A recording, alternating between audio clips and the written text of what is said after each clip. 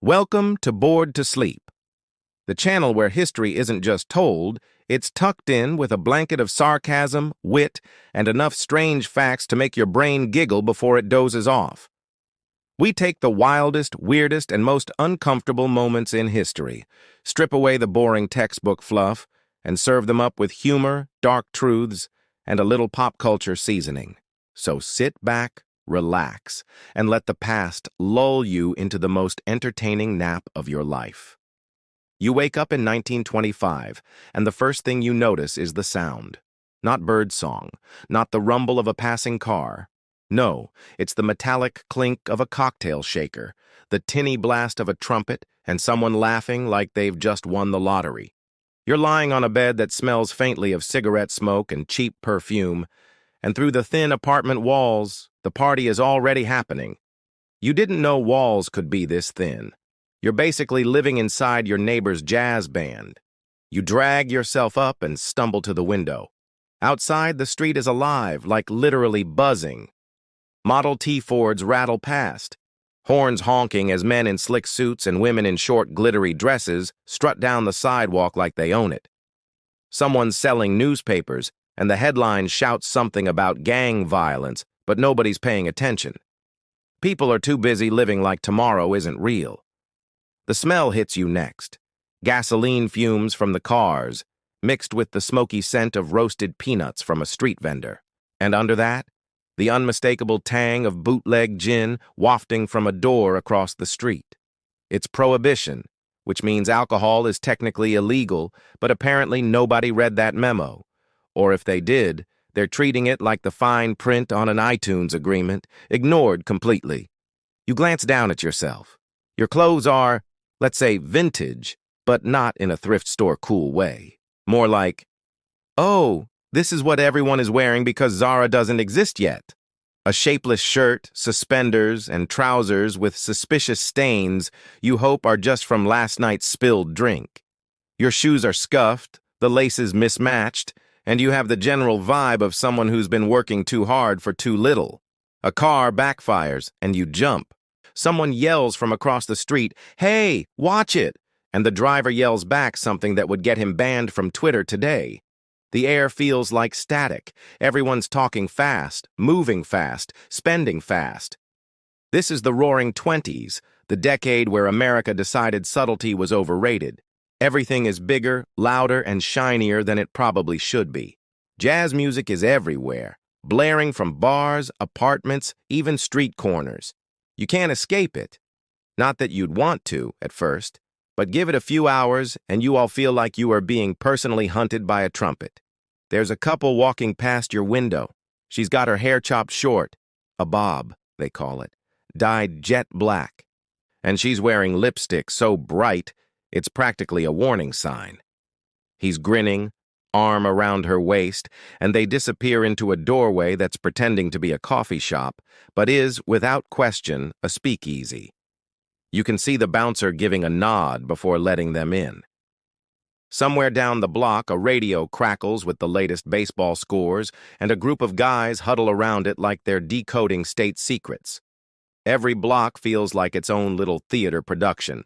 Gangsters, flappers, and ambitious businessmen all playing their parts. You're here now, and like it or not, you've stepped into the chaos. Congratulations, you've just landed yourself a job at a speakeasy. Not the glamorous, champagne-popping, silver tray-carrying type you might have imagined. No, this one is in the basement of a half-abandoned building with a flickering light bulb over the door and a doorman who looks like he has killed at least 2 people with his bare hands. Your boss, Sal, insists on calling the place the Velvet Lantern, which is hilarious because there is no velvet, and the only lantern is a rusted kerosene lamp in the corner that no one dares to light anymore. Your shift starts before the sun goes down, because the first rule of an illegal bar is to act like it's legal until the right people leave. That means sweeping the sticky floor from last night, scrubbing glasses that still smell like paint thinner, and making sure the good liquor, meaning the bottles least likely to cause blindness, is stored up front. The rest of the stock? That's in the back, in unmarked jugs that look like they came from a farm where OSHA would spontaneously combust. Carrying crates of booze down the rickety stairs feels like a death sentence. You can hear every groan of the wood under your feet, and there's this constant fear that you'll slip, smash a bottle, and be responsible for wasting liquid gold. Not that it's actually gold, it's usually bathtub gin, which is exactly what it sounds like. Someone pours alcohol, water, sugar, and a few botanicals into a literal tub and hopes for the best. Sometimes it tastes fine. Other times, it tastes like regret and turpentine. When customers start arriving, you're suddenly part server, part bartender, part therapist. The Wall Street types want fast service and no small talk, unless they're drunk. In which case they'll tell you their entire portfolio and ask if you believe in the future of aviation. The flappers want the latest gossip, the musicians want free drinks, and the gangsters want everything exactly how they ordered it, or else. And then there's the music. Oh, the music. At first it's electric, horns blaring, drums pounding, a voice crooning into a cheap microphone. But after 4 hours of the same upbeat rhythms, your brain starts to hum along against your will. You try to have a conversation, but you are shouting over the sound of a saxophone that could double as a weapon in a bar fight. The worst part? Cleanup. You're on your hands and knees at 3 a.m., scraping gum off the underside of tables while the last stragglers argue about whether they have enough money for one more round. Your shoes stick to the floor. Your hands smell like lemons and bleach, and you know you'll be back here tomorrow doing it all over again. Somewhere in the middle of it all, you realize this isn't just a job, it's survival. One wrong move, serving the wrong drink to the wrong person, letting the wrong word slip in front of the wrong ear, and you're out. And out in the Roaring Twenties doesn't always mean unemployed. Sometimes it means disappearing. Your coworkers are a collection of personalities so mismatched, you wonder how the place hasn't collapsed under the weight of their combined chaos. First, there's Louise. She's got the kind of confidence that makes you think she could talk a bank robber into handing over his gun and then convince the cops to let him go.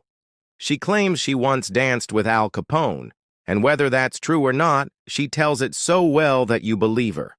She's all sequins and sharp comebacks, and she has a habit of calling everyone darling like she owns the copyright. Then there's Eddie, the bartender. Eddie has been around since the first bottle of moonshine ever made it to the city, or at least that's how he tells it. He's got this trick of smiling with only one side of his mouth, and you can never tell if he's about to tell you a joke or a threat. Eddie waters down the drinks, pockets the difference, and somehow always manages to avoid getting caught. Or maybe Sal just doesn't care as long as the place keeps making money. Sal, of course, is the king of this little kingdom. Tall, broad, and perpetually chewing on an unlit cigar, he insists he's just a businessman, even while you watch him slide cash into a police sergeant A.S. hand like it, S part of the nightly routine. Sal's not the kind of man you want as an enemy, but if you're on his good side, you might just make it through the week without trouble. The customers are their own variety show. Early in the evening, you get the Wall Street boys, slicked hair, loud laughs, tossing $100 bills around like confetti. They brag about stock tips like they're handing out golden tickets. But by midnight, half of them are slumped over their drinks, mumbling about how their wives just done to understand them. Then come the gangsters, all swagger and side eyes. They don't tip well, but nobody complains because they're the kind of people who solve problems with bullets. There's also that one guy everyone calls Professor, though you're pretty sure he's never been near a classroom. He sits in the corner scribbling in a notebook, muttering about politics and poetry, and somehow always has money for the top-shelf liquor. The flappers love him because he listens, the gangsters ignore him because he's harmless, and you mostly serve him drinks because he's the only customer who says, please, and thank you. Interactions can flip from friendly to dangerous in seconds.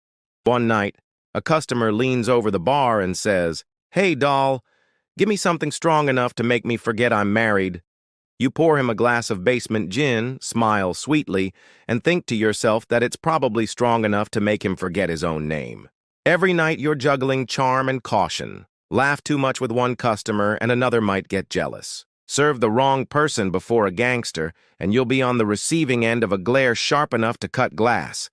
It's a social tightrope, and one misstep could send you falling into a mess you can't climb out of. The night is winding down, or at least it's supposed to be.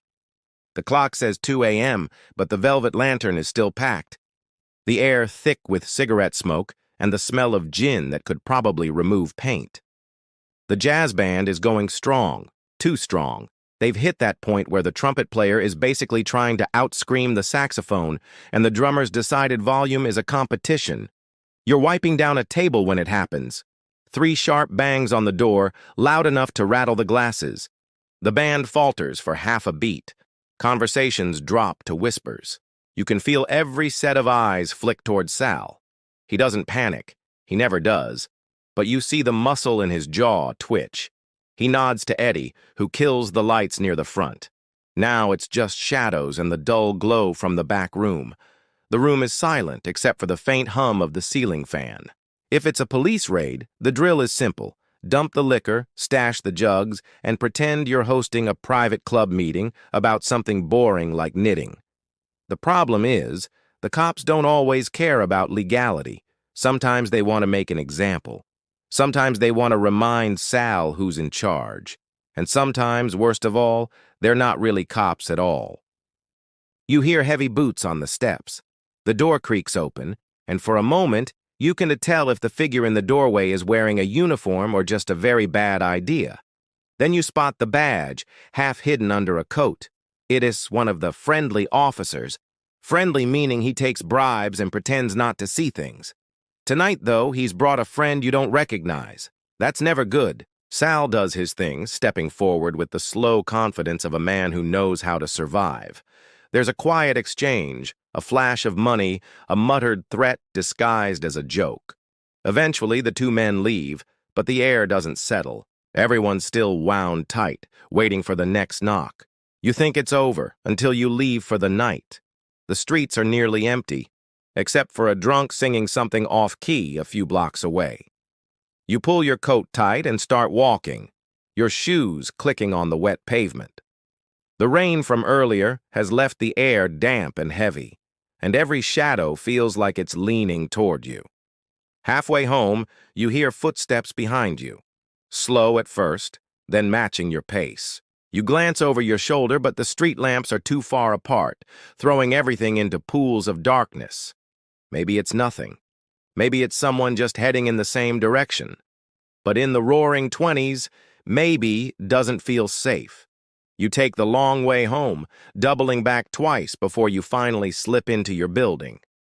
Inside, the silence feels heavier than the noise you left behind. And you know tomorrow night you'll be right back in it, because danger doesn't keep business hours here. The thing about the Roaring Twenties is that it feels endless while you're in it. Every night is a party, every drink a rebellion, every laugh a way of thumbing your nose at the rules. People tell themselves they're living in the golden age, that the music will never stop, that the good times are here to stay, and maybe that's the point. Nobody wants to think about the crash until they already falling. You start to notice the cracks after a while. The flappers with their bright lipstick and sharper wit. Some of them are here because they've got nowhere else to go. The Wall Street boys who act like kings. A few are living on credit so deep they'll drown in it. Even Sal, the unshakable kingpin of the Velvet Lantern, sometimes stares off into the distance like he's listening for something bad on the horizon. But when the band starts up again, everyone pretends not to hear it. The newspapers talk about progress. New cars, new radios, new skyscrapers touching the clouds. But progress has a price tag, and not everyone's paying it the same way. Out in the countryside, farmers are struggling, factories are chewing up workers like they're replaceable parts, and race riots flare up in cities that pretend to be modern. Prohibition? It's less about morals and more about power. Who controls the booze and who gets rich from it? In a way, you're living in the middle of a national magic trick. The surface sparkles, jazz, fashion, wild parties, bootleg liquor. But underneath, there's greed, corruption, and desperation keeping the whole thing spinning. People drink to forget, to feel rich, to feel free, even if that freedom lasts only as long as the glass in their hand. Some nights after the bar has emptied and the chairs are flipped onto tables, you stand in the quiet and realize how fragile it all is. You think about the people you've met, Louise with her endless stories, Eddie with his crooked grin, the professor with his notebook full of half-legible thoughts. You wonder where they'll be in 10 years. Will they still be here, telling the same jokes, or will they be broken by whatever comes next? History has the benefit of spoilers. You know what's coming: 1929, the Great Depression, bread lines, banks collapsing like houses of cards. The roaring will stop, and the silence that follows will be deafening. But standing here now, in the middle of it, you understand why nobody wants to look ahead. The future's a shadow they keep dancing away from. Maybe that's why this decade still matters. It's proof that human nature is a cocktail of hope and denial, mixed strong and served with a smile. We chase the glitter even when we know it's glued to cardboard. We pretend the floor won't give way, right up until it does. So if you were here, would you live it up with the rest of them, blind to the storm coming? Or would you try to warn everyone, knowing they'd just laugh and order another drink? And when the music finally stops, would you still be standing?